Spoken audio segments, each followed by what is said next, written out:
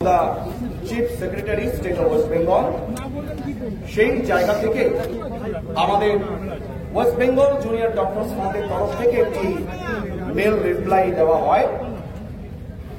সেই মেলে যে মেলটি ওনারা করেছিলেন সেই মেলটি 11 তারিখ সেপ্টেম্বরের 11 তারিখ 2024 3:23 আমাদের কাছে আসে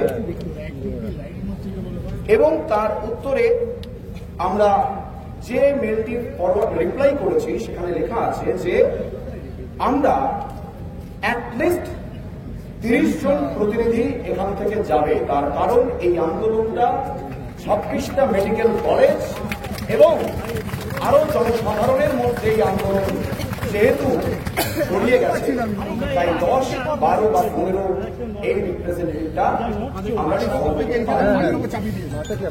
এবং আরো বলেছে আমাদের যে মিটিংটা হবে সেইটি যেন লাইভ টেলিকাস্ট হয়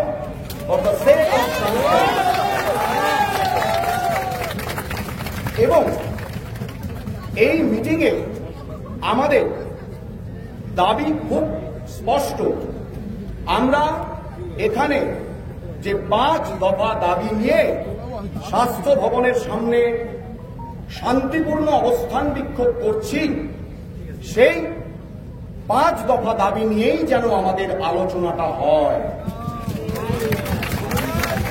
এবং আরো বলেছি এটা যেন এনশিওর করা হয় অনারেবল চিফ মিনিস্টার অর্থাৎ আমাদের রাজ্যের মুখ্যমন্ত্রী যেন আমাদের মিটিংয়ে উপস্থিত থাকে। ধন্যবাদ।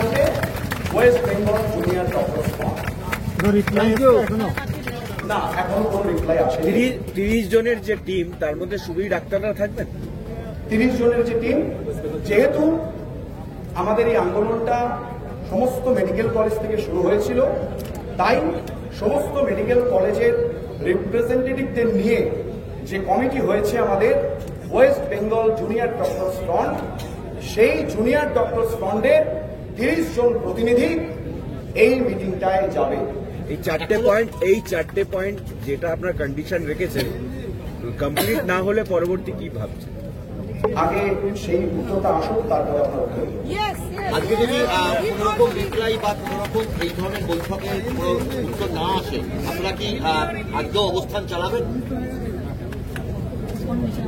উজ্জ্বল, আপনারা কি আজকেও অবস্থান চালাবেন যদি রিপ্লাই না আসে? আমি একটা কথা আবার পরিষ্কার করে দিচ্ছি, আমরা যে মিটিং এর প্রস্তাব এসছে যদি সেখানে যাই আমরা কোন রকম কনক্লুশনে সেখানে পৌঁছবো না। আমরা আমাদের এই অবস্থান বিক্ষোভ মঞ্চে ফিরব।